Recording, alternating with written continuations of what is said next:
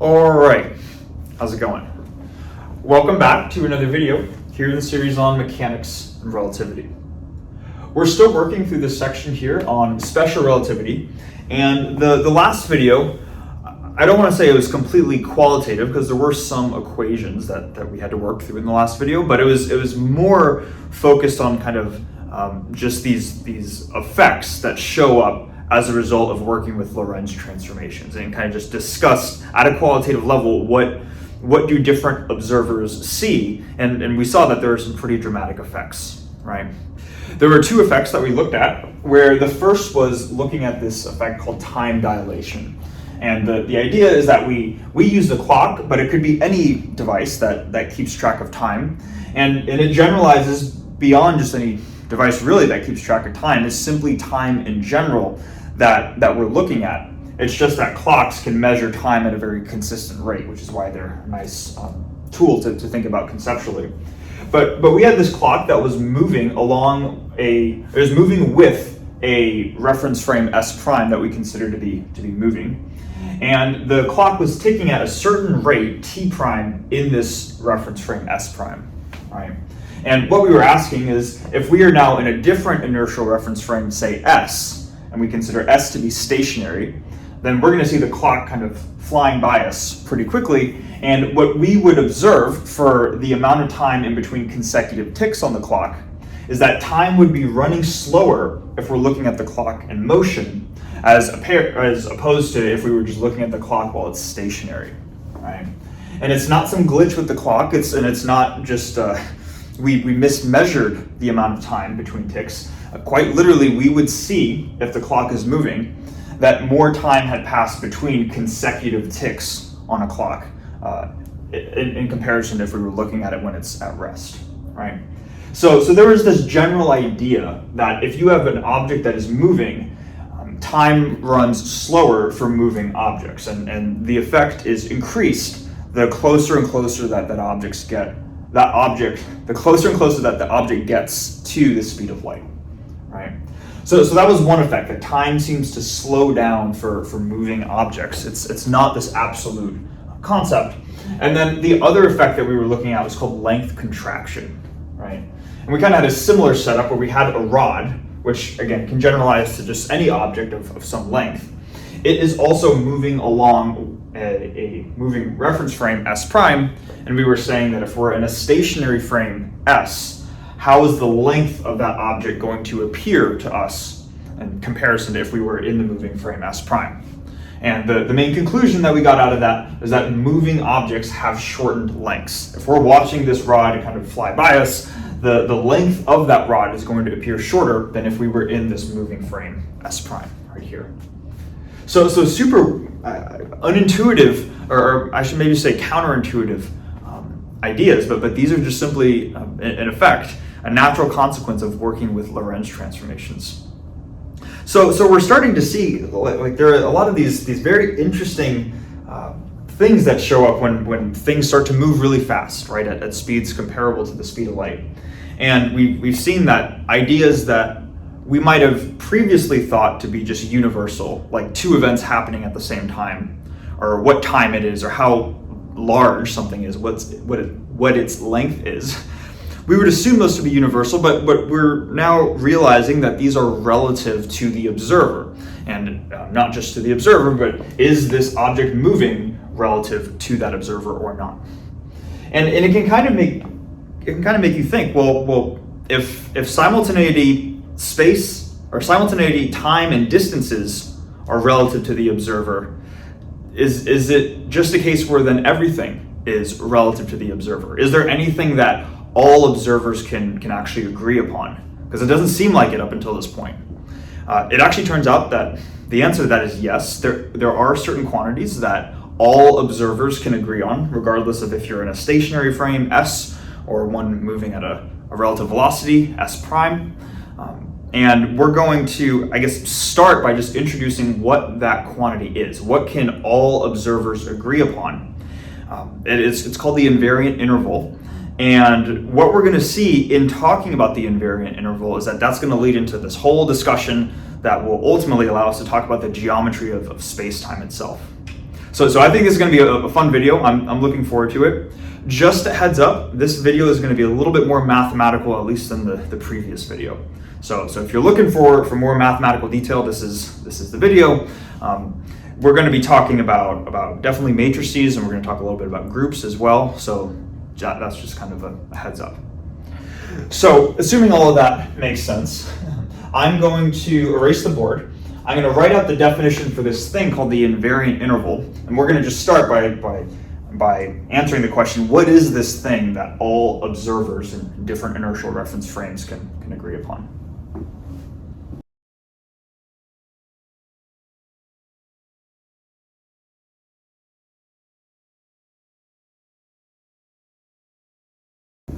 Okay, so what we have here is the definition for this thing called the invariant interval.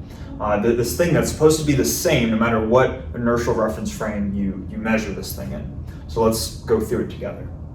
It says here that the invariant interval, sometimes in different sources too, you might hear this be referred to as a space-time interval, but maybe call it the invariant interval, a space-time interval, whatever. The invariant interval between two events in space-time, which we can call P and Q, is denoted by this quantity right here.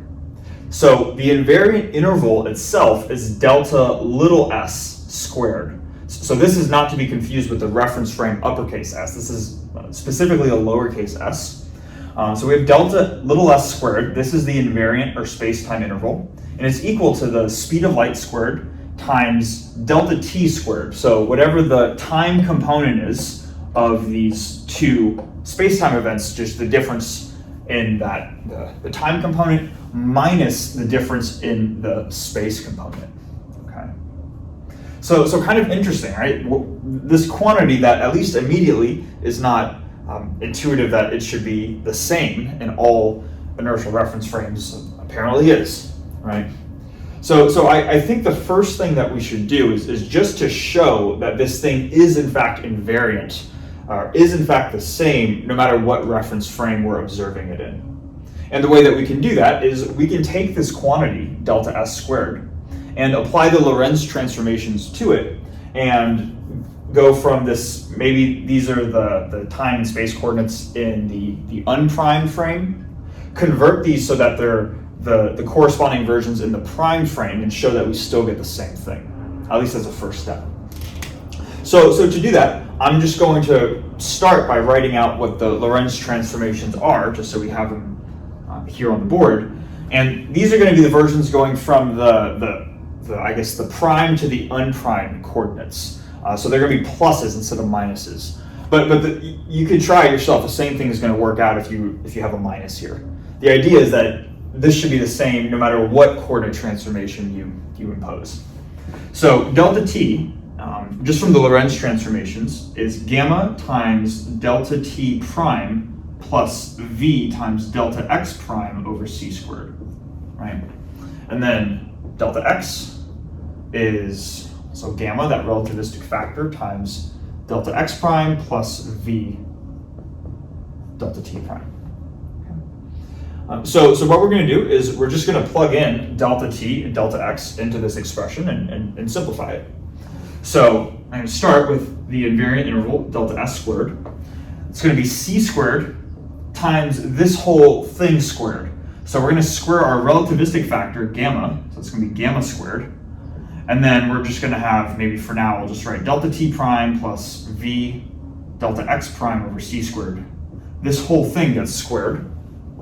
We have a minus sign, minus delta x quantity squared. So again, we're squaring this overall thing. So we're going to get gamma squared times the thing in parentheses squared, which is delta x prime plus v delta t prime quantity squared, right? So this is what we have. First thing I think that we can recognize from this is that both terms contain a factor of gamma squared, so that can get pulled out to the front. So we have gamma squared. And then what I'll do is I'll just simplify, or I'll expand out both of these squares here. So we have c squared still in our first term. And then by expanding this out, we're going to first have delta t prime squared plus two factors of when these terms are multiplied together. So we're going to get 2 times v times delta x prime times delta t prime all over c squared. And then this term squared too, right? So then we're going to get plus v squared delta x prime squared over c squared or c to the fourth, like that, minus, and then we already took out the gamma squared factor, so just expanding this out. So then we're going to get delta x prime squared plus, we're going to get 2v delta x prime delta t prime plus v squared delta t prime squared. Like this. And I should put a bracket on this, because we have a bracket right here, right? Okay, so kind of a long expression here, but hopefully we can see that some things cancel. Specifically what cancels is this term and this term right here. There's a 1 over c squared factor right here. That cancels with the c squared factor out here. And then we have plus 2v delta x prime delta t prime, and then minus, oh, excuse me, the minus needs to get distributed into everything, right? So there's a minus here, and there's a minus here, right? So yeah, the plus of this term, and then we have minus that same term, so those are going to cancel, so we can cross those out. And what I'll do then is I'll rewrite the line, and then I'm just going to collect the delta x squared prime, the delta x prime squared terms, and the delta t prime squared terms together. So we still have our gamma squared factor up front, gamma squared and brackets, and then let's see, we have, I'll first maybe collect the delta t prime squared terms. So if I take delta t prime squared and collect those terms, the first instance where we see delta t prime squared is right here. That gets multiplied by a factor of c squared. All right, c squared. The next instance where we see it is all the way over here, where after factoring this out, we're left with minus v squared. So I'm going to write minus v squared. And that takes care of the delta t prime squared terms. Then same thing with the delta x prime squared terms. We're going to do the same thing. And the first time we see delta x prime squared is right here. And let's see, we have c squared over c to the fourth. So that's 1 over c squared. So the overall term is v squared over c squared. So I'm going to have v squared over c squared, like that. And then the next instance where we see delta x prime squared is right here, which is, after factoring that out, is just going to be minus 1, like that. Okay? So hopefully that makes sense. Now, one thing that we're going to do, just to make this a little bit more clear, is we're still going to have our relativistic factor up front, gamma squared. And for this first term, I'm going to distribute out a factor of c squared. So that way I have c squared times delta t prime squared. The reason for doing that is so I start to get it in this form right here. And let's see what happens when I factor out c squared from this term in parentheses. This just becomes 1. And then this second term becomes 1 minus v squared over c squared, right? So that's what we get if we factor out c squared. And then for this term right here, I notice that in the structure for the invariant interval, there's a minus sign. So I want to turn this into a minus, like this. So I have minus delta x prime squared. And just factoring out a minus just swaps the order of these, right? So then we're left with 1 minus v squared over c squared. Okay. So this is what we're left with, and now we hopefully see that the term in parentheses matches, which is cool. Let's remind ourselves what the term in parentheses is, and I'll do that over here. We have this, and we can do that by just remembering the definition of the relativistic factor, gamma. So gamma, again, is defined as 1 over the square root of 1 minus v squared over c squared.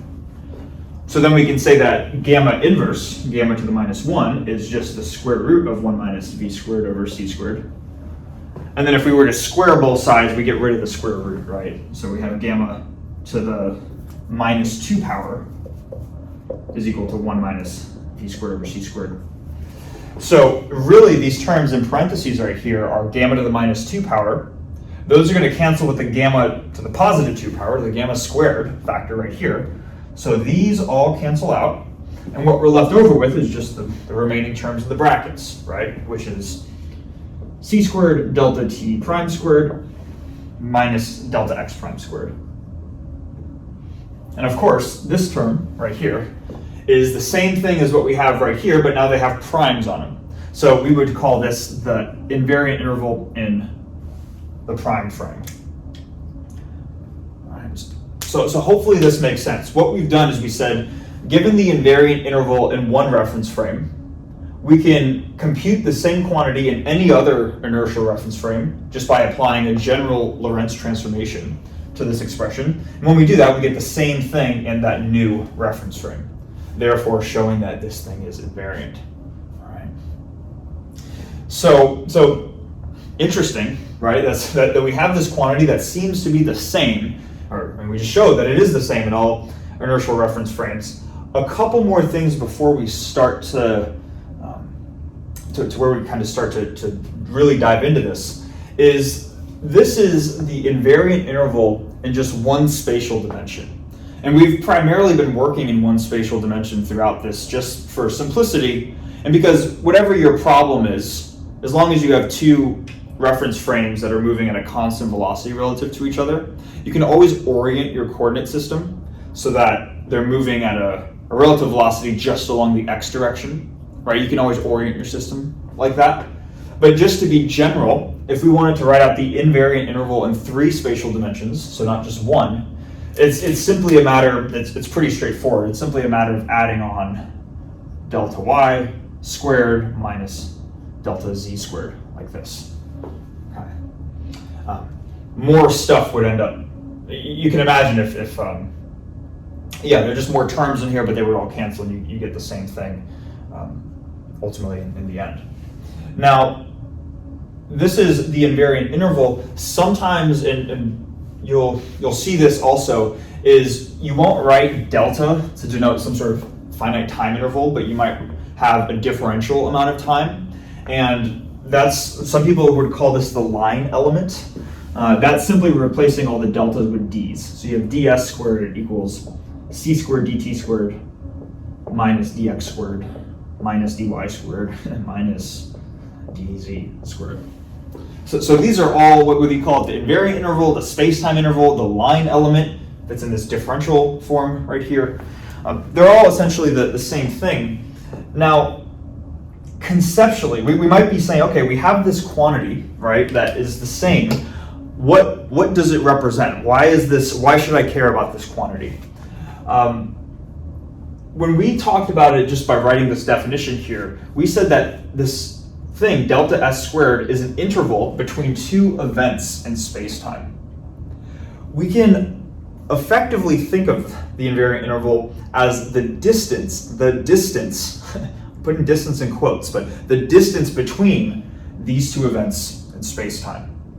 Now, why am I quoting the distance? I'm saying the distance in quotes because a lot of times when we think of the distance between 2 events, we might think of delta x squared plus delta y squared plus delta z squared. And clearly it's not that, right? Clearly it's this other quantity. So it's not how we typically think of distance, if what I just said is how we typically think of distance. And we can even notice this kind of right away. Just the fact that there are minus signs in here means that this invariant interval does not necessarily need to be positive, right? Like you can imagine, however big this term is, c squared delta t squared, if negative delta x squared minus delta y squared minus delta z squared is larger in magnitude than this quantity, you're going to get a negative value. So that would correspond to, I guess, a negative distance, again, which is why there are the quotation marks around that. We're going to dive into exactly what we mean by that throughout this video. But for now, I think I want to just leave it there and kind of just start to investigate, well, what does it mean when delta s squared is either positive, negative, or even 0? That corresponds to different things, and that can also give us information about what we can say about these 2 events, the space-time events P and Q. So I'm going to erase the board, and we're going to discuss the different possibilities of whether this is a positive, negative, or whether the quantity is either positive, negative, or 0, and go from there.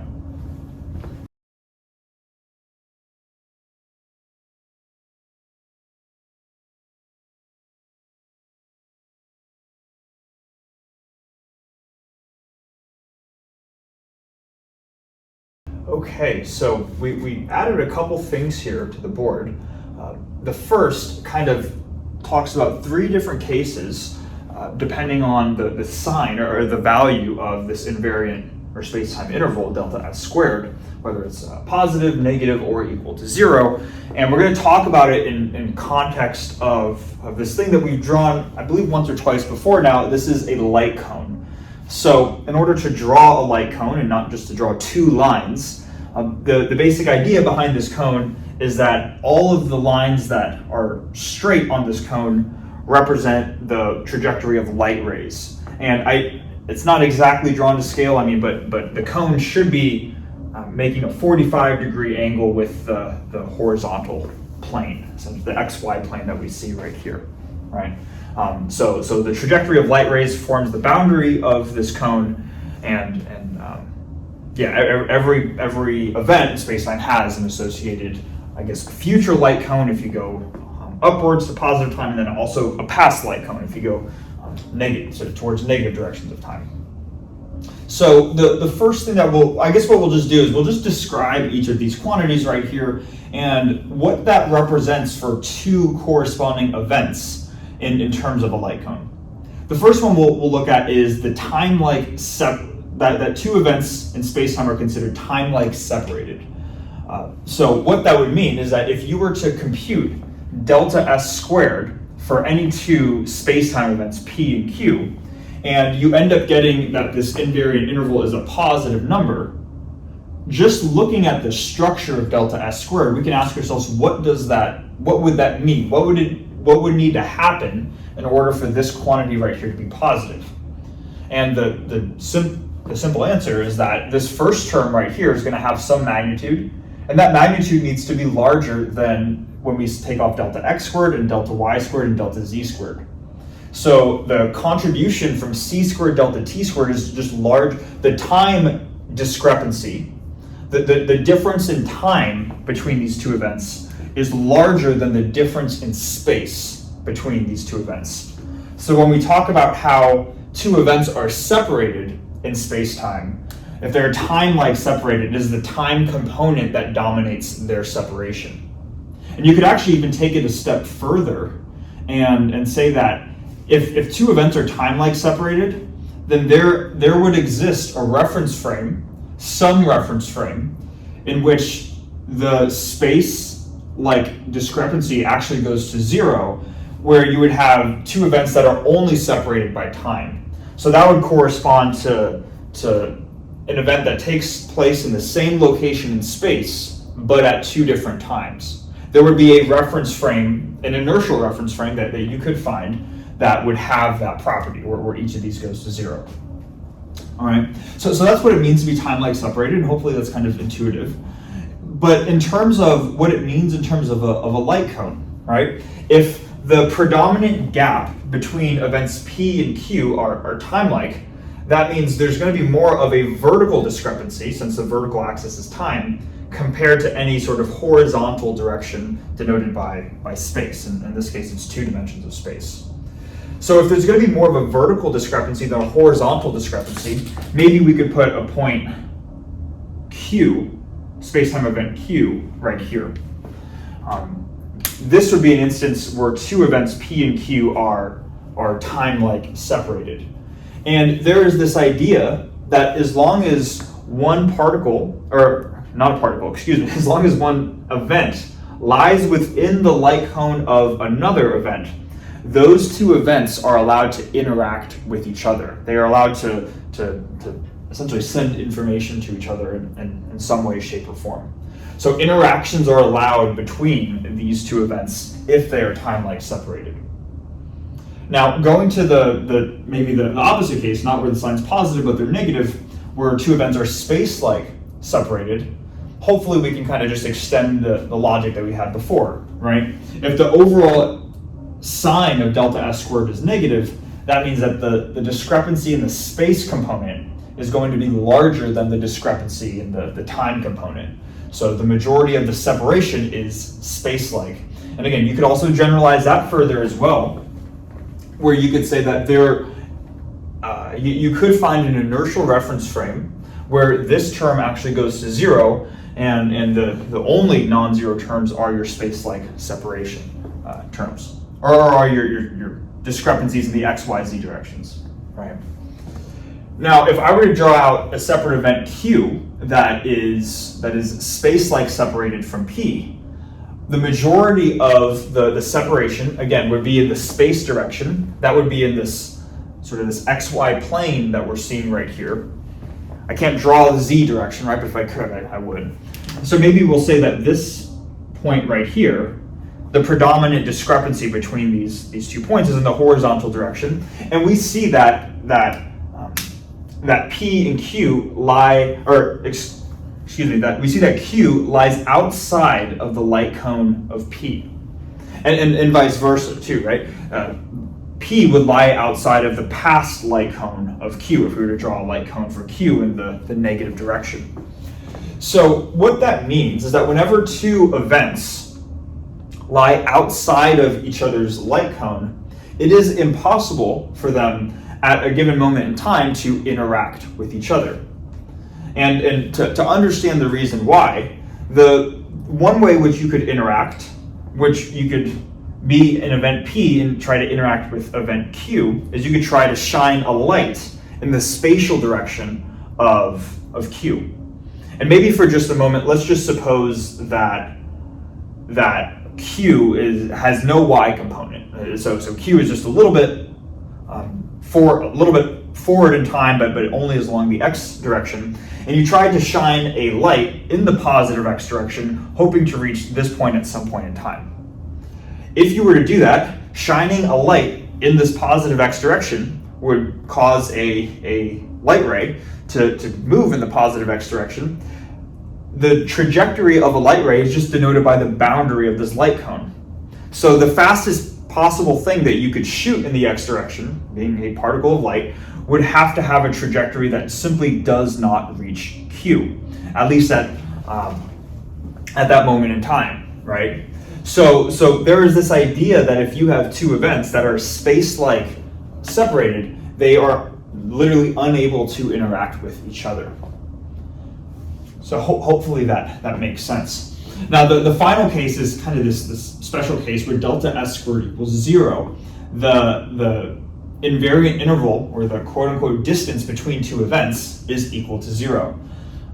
When 2 events are light-like separated, that would be when the change in the time component is exactly equal to the change in the space component. Now, this could be, in theory, the same event. So when P is equal to Q, and when P is equal to Q, then delta T, delta X, delta Y, and delta Z are all 0. But we see that, interestingly, that doesn't need to be the case in general, right? As long as, if this is some positive quantity right here, as long as the change in their spatial coordinates is equal to c squared delta t squared, we will also get a 0 or a light-like separation between 2 events. Now, what that would correspond to, and we can, that's kind of weird, right? Because if we're thinking of the invariant interval as the quote-unquote distance between 2 events, this is another instance where we want to put the quotations on it, right? Because we can have 2 separate events where their distance or their separation is light-like, and hence the distance between them is 0. What that would correspond to now on a space-time diagram with a light cone for P is if Q existed exactly on this boundary of the light cone. Now, it doesn't need to exist, I guess, here where I made the circle, but obviously the cone keeps extending up, right? If the trajectory of light rays continues. I could have put Q, maybe actually just to make the point, I could put Q right here, right? The idea is that it's on this boundary of the light cone right here. And in terms of how these 2 events, P and Q, can interact with each other, anything that moves less than the speed of light would not be able there would be no interaction. So if you were at event P and you try to throw a rock in the space-time direction of event Q, by the time event Q happens, you would not experience that rock at that same point in space-time, because a rock cannot move at the speed of the speed of light. The only way which these events P and Q can interact is if you were to shoot a light ray. So if you were to shoot light in this general direction, Q would be able to receive light because light is moving on this trajectory, and it would exactly reach the location of Q. So there is interaction through that one form, but otherwise they do not interact with each other. Okay. So we can see that this invariant interval, this quote-unquote distance between two events, can tell us something about the possible types of interactions between two events. Right? So kind of interesting. What we're going to see, though, in addition to, because we might be saying, okay, this is cool. I guess there's this invariant interval that's the same in all reference frames. But in order to see why this can tell us a lot, and specifically tell us about the space-time or the geometry of space-time, excuse me, which is the title of the video, we're gonna be able to use this invariant interval and kind of take sort of a deep look into how this is useful for us. I guess I'm being vague for now, but I think what I want to do is I just want to erase the board and start to see how this can be useful in helping us understand the geometry of space-time and go from there.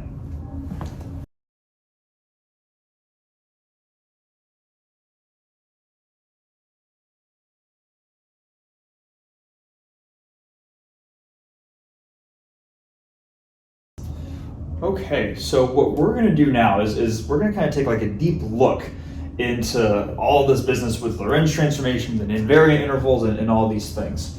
I have a before, what we were doing up until now, and then a now, which is what we're doing now, right? So before, and when I say before, I mean kind of since talking about special relativity, the general way that we've approached things is, and I guess we could take even one more step back, right? We start in the very beginning with Einstein's two postulates, which the first one, right, was just the principle of relativity. Laws of physics should look the same in all reference frames. And the second was the fact that the speed of light was constant in all inertial reference frames.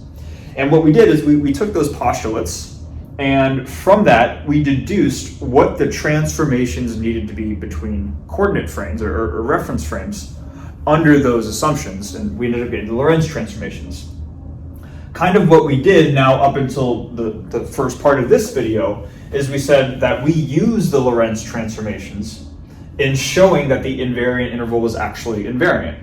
Right, if you remember in a previous whiteboard, we had delta s squared equals c squared t squared minus delta x squared, and we plugged in quite literally the Lorentz transformations to show that it was invariant.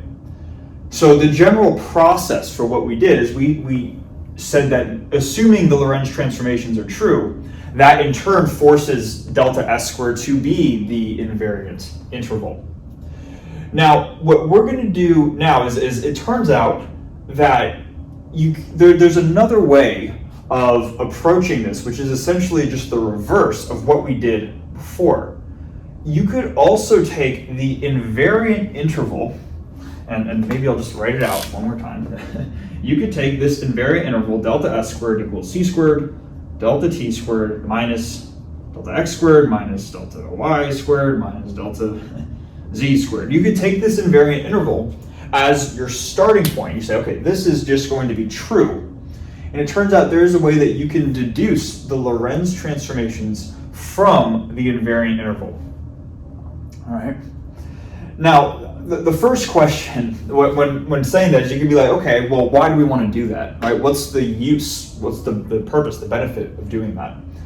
And the benefit of doing that is it really highlights kind of the geometrical features that are just associated with space-time that we don't necessarily see with this previous approach right here. So there's kind of this geometrical way of looking at space-time, just the space that we call space-time. It's going to involve some mathematics, but that's where we're headed. And now that we've introduced this thing, this invariant interval, the quote-unquote distance between two events in space-time, we're now ready to take this approach where we can use it to help us learn about the space-time's geometry. All right, so that's why we're doing this, at least in case there's confusion there. Now, to start, we could say, all right, that's why we do it, but how do we do it, right? The starting point is to introduce a quantity that we haven't introduced yet, but we're going to see pretty much throughout the remainder of the video series. It's a quantity called a 4 vector. And a 4 vector, I'm going to denote as uppercase X.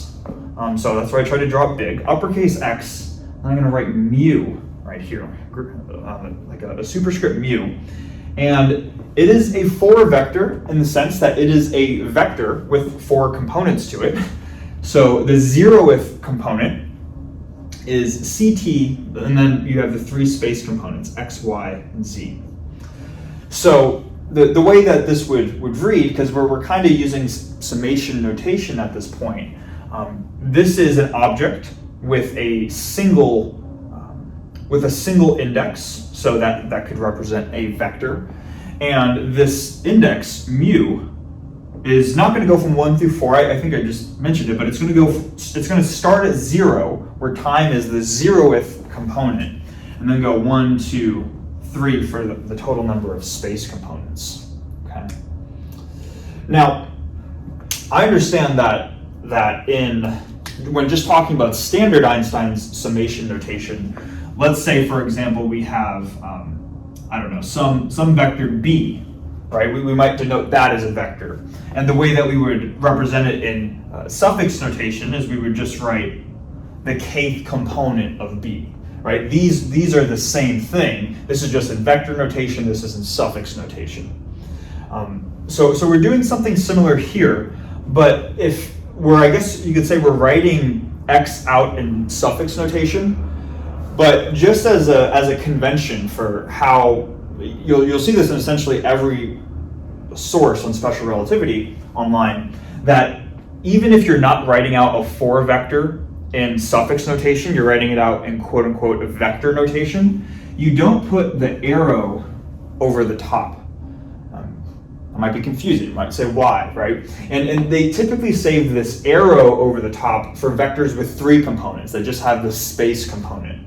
But when you're now referring to 4 vectors that have 3 space and 3 space components and a time component, then you more or less just leave this vector without a hat, but you typically see it as it's capitalized. So when referring to vectors, this is the notation that gets used. They'll capitalize it, and then I didn't write mu just by picking any letter. It is specifically meant to be a Greek letter. I could have picked mu, I could have picked nu, I could have picked rho, sigma, eta, whatever I wanted to, but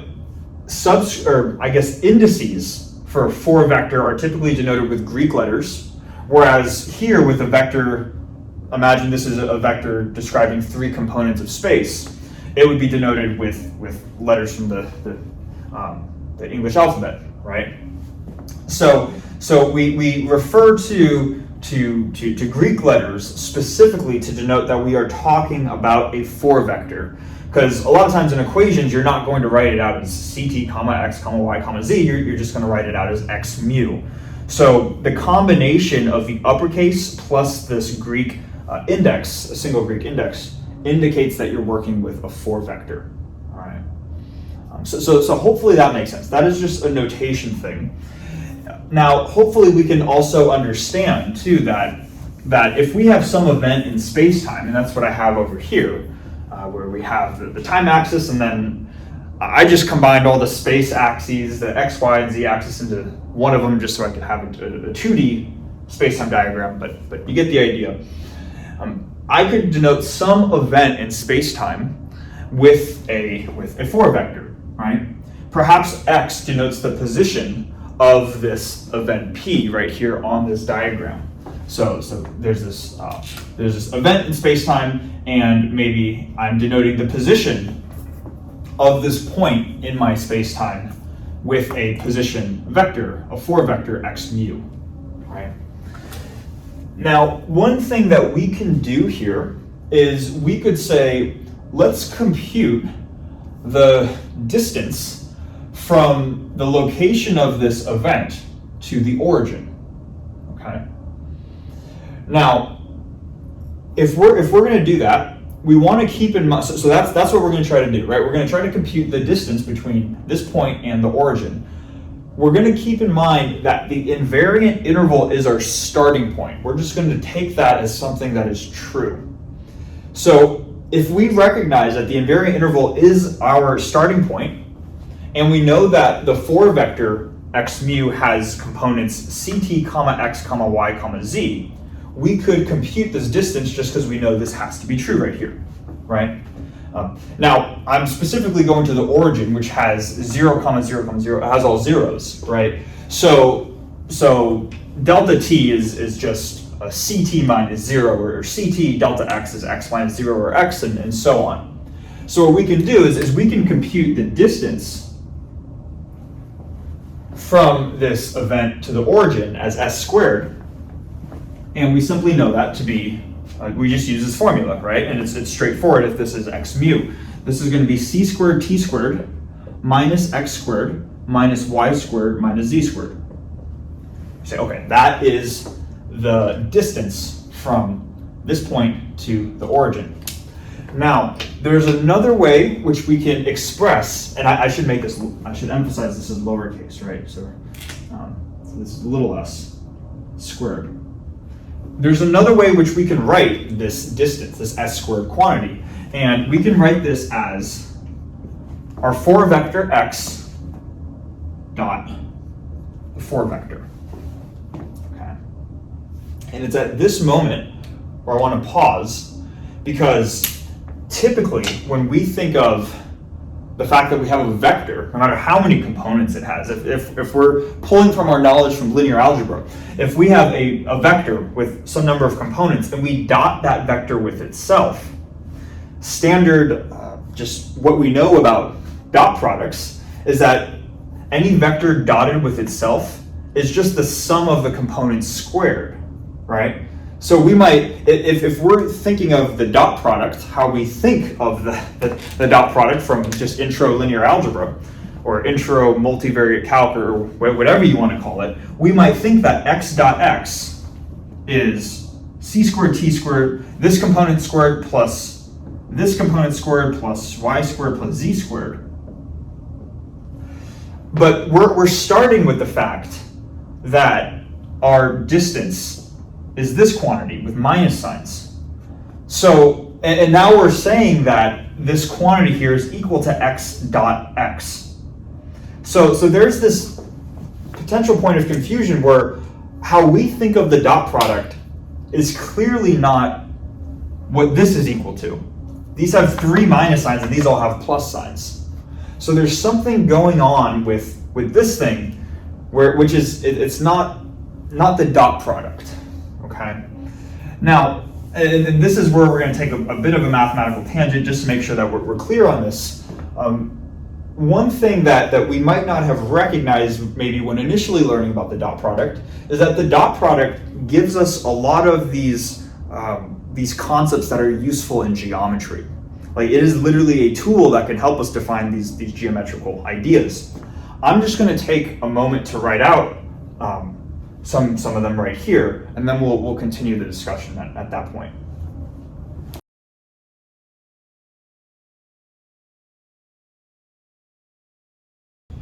Okay, so what I did right here is I just wrote out some examples of some geometric type quantities that can be defined in terms of a dot product.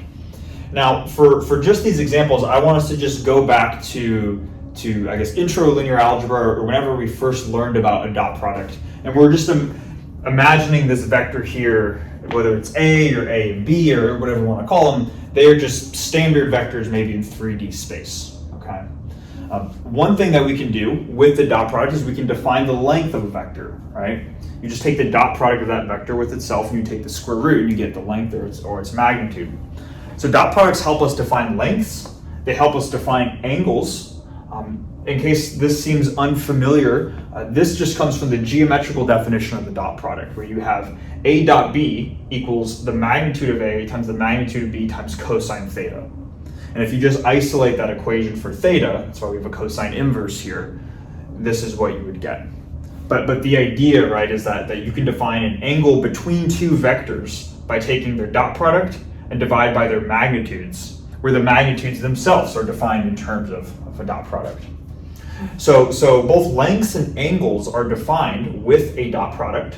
And then also just something else, right? The notion of orthogonality. What does it mean for vectors, at least when we first learned about them, what does it mean for two vectors or arrows in space to be perpendicular to each other? Or how can you determine if two vectors are perpendicular to each other or orthogonal? You would just take their dot product, and if the dot product is 0, then you'd say that they're orthogonal. So whether we recognize it or not, by including a dot product or introducing the dot product, we now allow ourselves to define a lot of these concepts that show up in geometry. Something that probably was not mentioned, or I actually don't know, I don't want to speak on that. One thing that was possibly not mentioned is that when you're working with the dot product, where if you have two vectors, let's say A dot B, and you say, okay, that's A1 B1 plus A2 B2 plus A3 B3, right? And you say that's the dot product between two vectors. This is the dot product if you're working in something that's called a Euclidean space. Okay.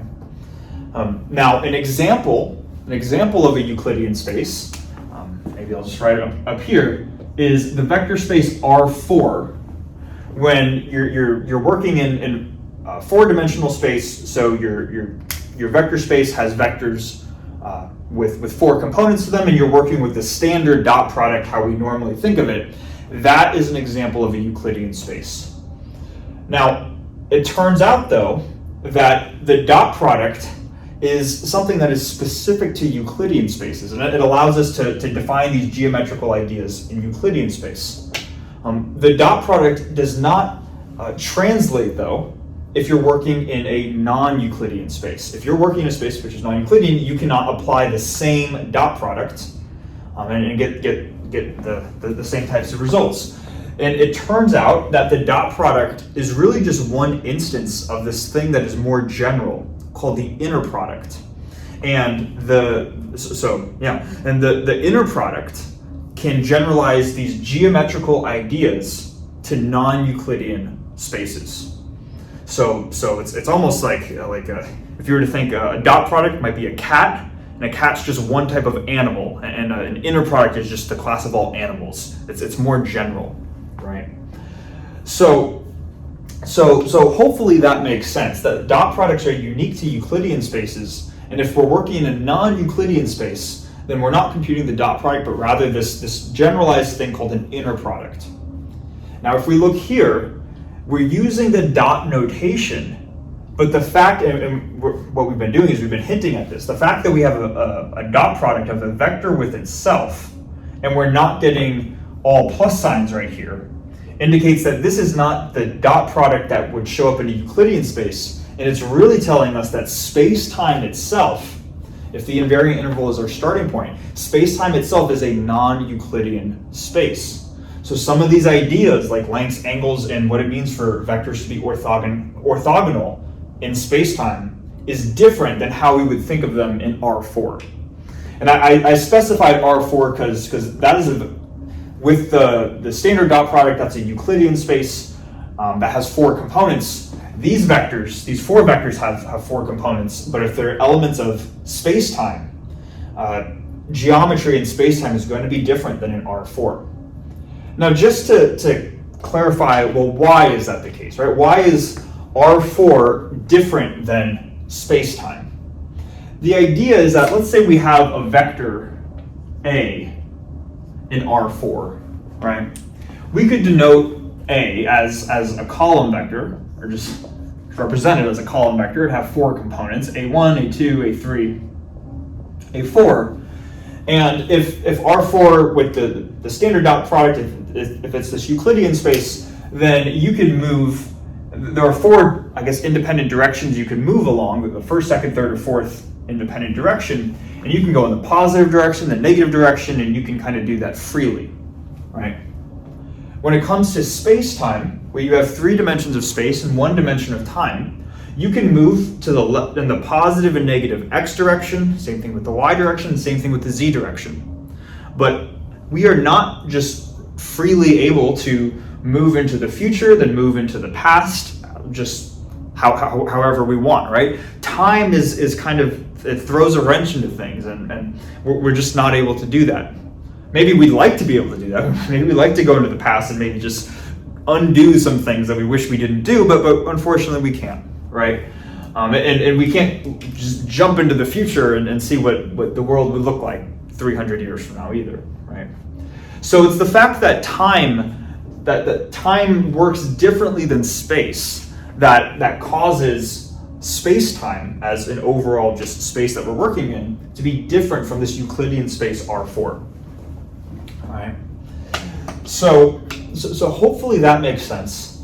Now, something else. We mentioned that what we're doing here is not a dot product, but it's an inner product because space-time is non-Euclidean. We have to call it just a generalized inner product. It turns out that an inner product can be defined in terms of something even more fundamental called a metric. All right. So a metric, essentially a metric is a function that takes in two inputs, which would be like two elements in a space, and it computes or it spits out what is thought of as the distance between those 2 points in that space. We're not going to get into the details of what metrics are and how they're necessarily related to inner products. That would be for definitely a later video series. But it turns out that if you have an inner product, which is what we have right now, that can be expressed in terms of this thing called a metric. What I'm going to do now is I'm going to do, because that's what we're going to do here. We're going to express this dot product this inner product, between two 4 vectors in terms of a metric, and then we're going to see how the metric can see what that metric is and how it's different from the metric in Euclidean space.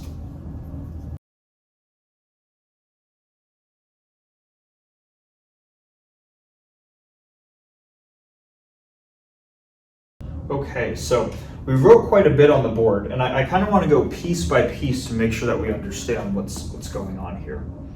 So we started by saying that this is an inner product between two 4 vectors, a 4 vector with itself, right? But we mentioned that an inner product can be defined in terms of this other quantity called a metric. And going from this line to this line is where we see that happen. To make sure we understand what's going on here, because admittedly it might be confusing at first, this is simply a way of re-expressing this inner product in matrix vector notation. So one of the properties of inner products is that they will, meaning this dot right here, is that this dot takes in 2 inputs, one to the left and one to the right, and it spits out a single scalar value, which I guess in this case is little s squared. So when we're reading this, we should, and we're thinking that x is a 4 vector, xt is x transpose, so this would just be the transpose of a vector with 4 elements. This gets read as we have a column vector times what would be a matrix times a row vector, so that overall product gives us a scalar in the end. So that's what's going on in this line, and then this line right here is simply just the suffix notation version of this matrix vector expression, or re-expressing it in Einstein summation notation. And I think there it's probably a little bit, or I don't know, it might be a little bit more clear as to what each of these quantities are. We know x is a 4 vector, but it's a type of vector, so it has a single index, whether we're calling it mu or nu or whatever. And then eta, it represents a metric, and in this specific case, it can be represented as a 4x4 matrix right here. And we're seeing that we're summing over nu, because the nu indices are repeated, and we're summing over mu, because those are repeated. So the overall quantity at the end should not depend on either mu or nu, and we see that it doesn't. Right, depends, it's just s squared, some scalar value. So that's how we can read these expressions right here. in terms of what eta is, this thing that is a metric, if you end up looking up metric just on Google, you're going to see that a metric, according to its definition, is a function, and that function takes in two elements of a space. And what it is designed to do is it's designed to capture the distance between two elements in a given space. And the way that it captures the distance is that function is going to satisfy certain axioms or certain properties, I should say. And they'll talk about it if you look up the definition. In the case where the two inputs to your metric are four-dimensional vectors, which is what we have right here, the function that acts on those two vectors is itself a 4x4 matrix, which is why in this case the metric looks like a 4x4 matrix. But it is not the case that a metric is always a 4x4 matrix. If it were to take in two n-dimensional vectors, it's very possible to look like an n-by-n matrix. Or if the two inputs are not column vectors, how we typically think of them at all, then it likely could not be represented by a matrix in the first place. All right. So in general, a metric is simply a function that is used to calculate the distance between any 2 points. And I guess just to connect the dots now, because a metric can help us define an inner product, and an inner product gives us notions of lengths, angles, and orthogonality, when we're referring to the geometry of space-time, that can really be categorized by the metric that we are using, right? Now, the metric that we are using specifically in special relativity is called the Minkowski metric, and it's denoted by this specific 4x4 matrix. It's almost the identity matrix. We have ones on the main diagonal, zeros on the off diagonals, but the signs are swapped on three of these different number ones that we see right here, as opposed to having all plus signs. And those three minus signs are what are responsible for the invariant interval having negative signs here, here, and here. Okay? And if you don't believe me, you could just compute this yourself, maybe with this matrix vector expression, where we're saying x is a 4 vector, so it would look like a column vector, ct x, y, z. Then we have our matrix eta. I'm not going to rewrite this matrix, but you put that 4x4 matrix into there, and then you have the 4 vector x transposed, so you would get ct, and then x, y, z, like that. And if you were to compute that matrix vector product, you would end up getting this quantity as your overall result. Okay. So that's kind of how the metric, this really fundamental quantity, gets ingrained within all of this. So we might be saying, okay, sure, we're introducing some metric, but it can be easy to get lost in what we're doing here, right? The idea is to understand kind of the geometry of space-time. We're saying that the geometry, or a lot of these geometrical quantities at least, can be encoded in a given metric.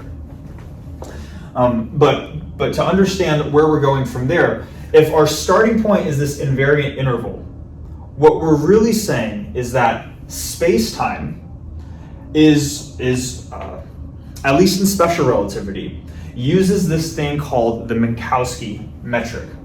And that causes space-time geometrically to be a little bit different than the Euclidean vector space R4 when R4 has the standard dot product associated with it.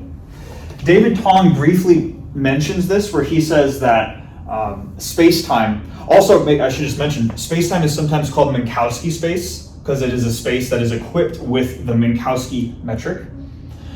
He mentions that whether you call it space-time or Minkowski space, that Minkowski space is similar to R4 in some ways. And he says that they are topologically similar.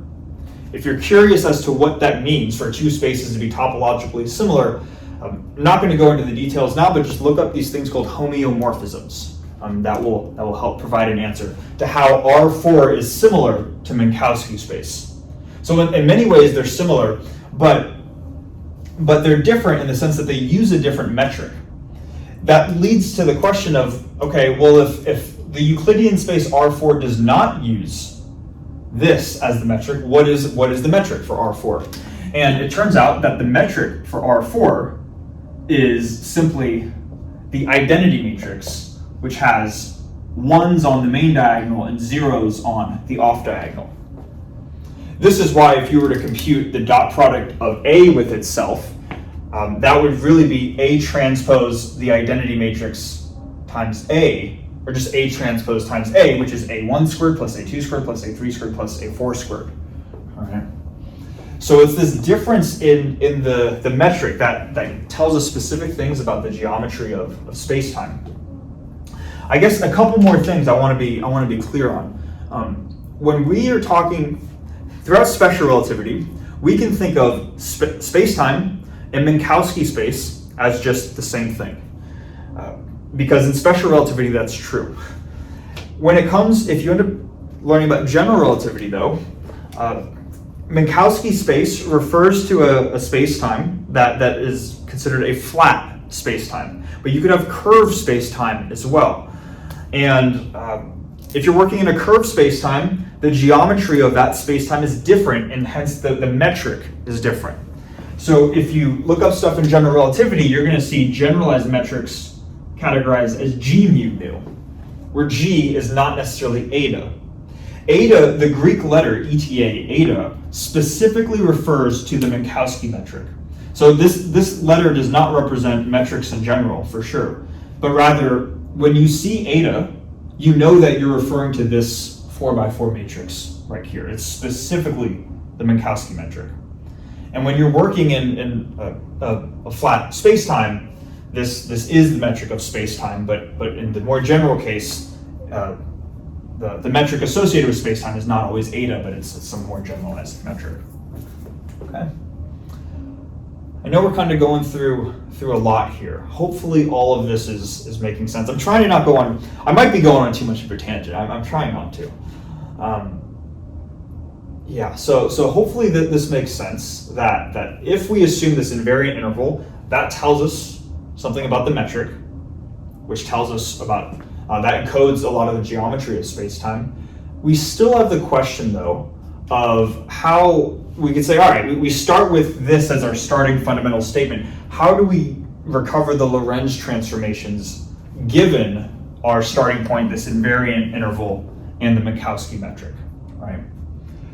So what I'm going to do is we'll see what is worth erasing, and then we're going to start tying this back into Lorentz transformations, and that'll kind of be it for the video.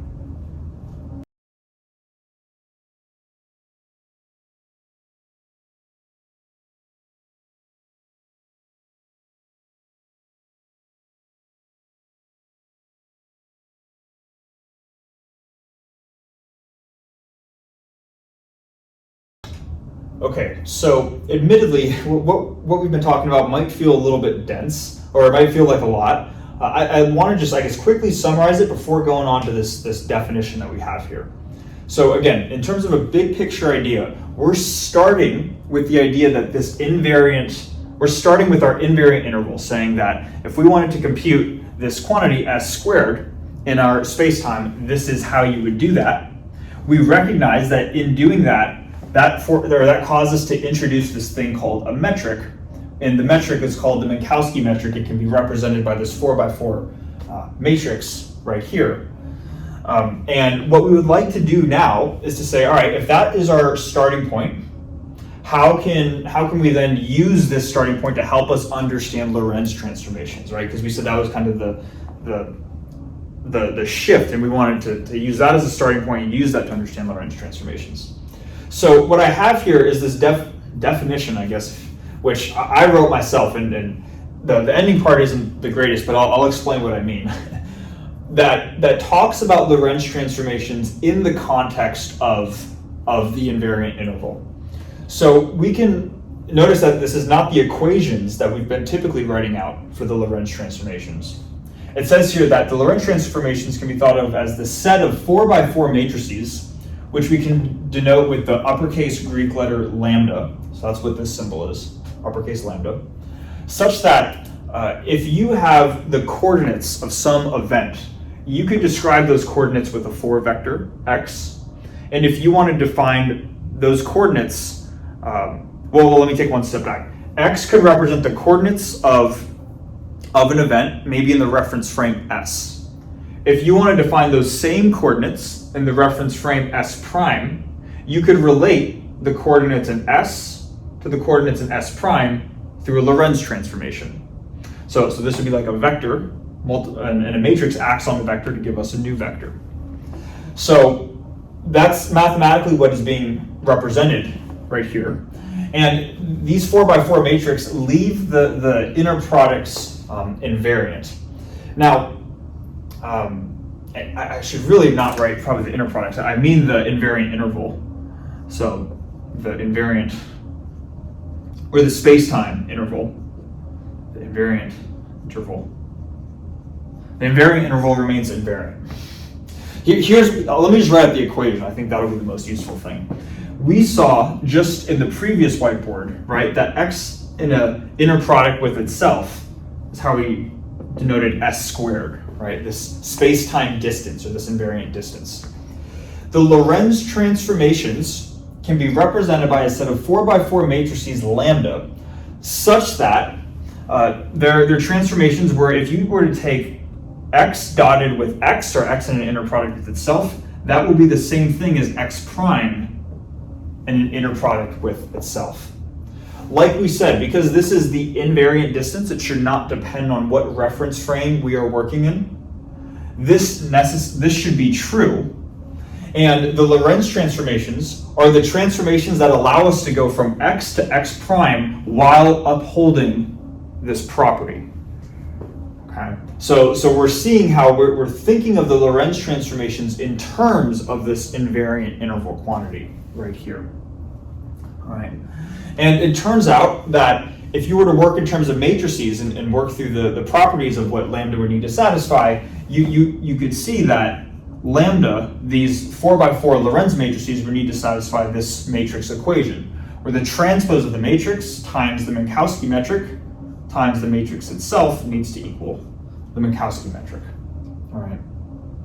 So Lorentz transformations can be thought of as matrices which satisfy, I guess, this property, but ones which uphold the starting assumption of the invariant interval being true, or the invariant distance being true.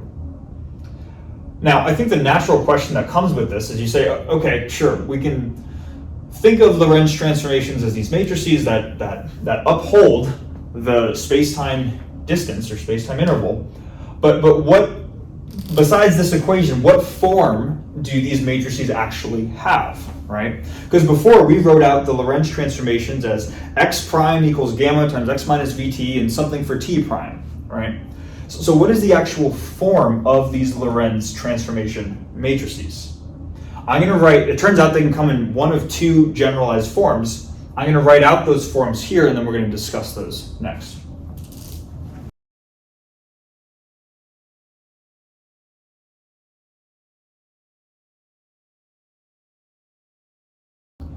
Okay, so what we've written out here are the two general cases that a Lorentz transformation matrix will fall under. The first case here is something that we actually haven't discussed so much in the context of special relativity, but hopefully this will make sense. That this matrix right here is a 4x4 matrix, and it has 1 in the upper left-hand element, and then zeros for the remaining elements on the first row and on the first column. Then for the remaining 3x3 sort of subgrid of entries that you have right here, those would be filled in with a 3x3 matrix R, where R upholds this property that the transpose of R times R gives you the identity, the 3x3 identity matrix. So I'm denoting the 3x3 identity matrix as I sub 3. These types of matrices, if we keep in mind what's going on, right? If we're saying that we have a 4-vector x with a 0th component as time, and then 1, 2, and 3 components as space, what this is saying, this matrix is telling us, you want to keep the time component the same, and for the space components, you want to perform a rotation. So the Lorentz transformation matrices of this form correspond to rotations in space. Okay? So that's one kind of transformation matrix. The other kind is something that is known as a Lorentz boost. And it is a Lorentz boost type matrix that we have encountered before, but we might have not sort of encompassed it altogether. With the Lorentz boost matrix, I've written out all the elements of that matrix. So you can see it's a 4x4 matrix, where these first couple of components would correspond to boosts along the x direction, and then the remaining y and z directions are left invariant.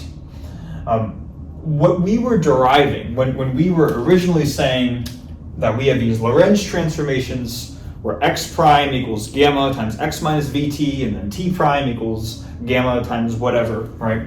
It turns out those were just components of an overall matrix vector equation, and we just wrote them out separately. And maybe this is a good exercise if you haven't done this before. Take x as a 4 vector with, and maybe those are the coordinates in an unprimed reference frame, and then take a vector x prime, which may be corresponding coordinates in a primed reference frame, and you want to relate these two by a Lorentz transformation matrix. You would do that by applying this equation right here. So, and I'll claim that if you take x, multiply by this matrix, you should get all of the Lorentz transformations for what you'd see with x prime. Okay. So Lorentz boosts are what we were typically thinking of when we thought of Lorentz transformation matrices. It just turns out that rotations in space also satisfy this property. They also uphold the fact that this space-time distance here remains invariant. Okay. So hopefully that makes sense. The Lorentz transformations fall into one of two main categories. Now, to kind of put this into a little bit more of a mathematical framework that can be just interesting to think about here, I guess purposely when I came up with this thing for the definition for, when I wrote out this sentence, I purposefully used the word set here because I didn't want to spoil the surprise. But it turns out that the set of Lorentz transformation matrices forms a group. I didn't want to just write group there because then you'd know it's a group automatically. But it turns out the set of these matrices forms a group, and it's known as the Lorentz group. The Lorentz group is typically denoted as O of 1, 3, like that, where 1 corresponds to 1 time dimension and 3 corresponds to 3 spatial dimensions.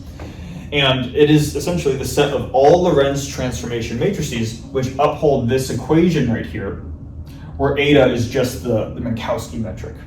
All right. So they form a group, but typically when physicists like to work with the set of Lorentz transformation matrices, they'll work with a subgroup of this overall group, or they won't work with all of the Lorentz transformation matrices which are included in here. Again, the definition for O13 is just the set of all matrices lambda which uphold this property, where lambda transpose eta, lambda equals eta, where eta is defined by this. Now, one way which you could sort of make this group a bit more compact is you could take the special version of this group. The group where you have the set of matrices, excuse me, you have the set of matrices lambda, where specifically lambda has a determinant of 1, and then you have SO13. Sometimes this is called the proper Lorentz group, but just fixing that the determinant of these matrices is equal to 1. What that ends up doing conceptually is that removes any matrices which perform a reflection in space. I know, what do we mean by a reflection in space, right? Let's say that you have a vector x, for vector x, which has coordinates ct, x, y, and z. A reflection of space would take x, the spatial coordinate x, and move it to negative x, kind of reflect it. Or if it would take the y coordinate and turn it into minus y, or z and turn it into minus z. there are 4x4 matrices. There are 4x4 Lorentz matrices which do that, which uphold this property right here, but they are not included in the proper Lorentz group. So by requiring that the determinant of this matrix is equal to 1, you're cutting out matrices which will do this to the components of space.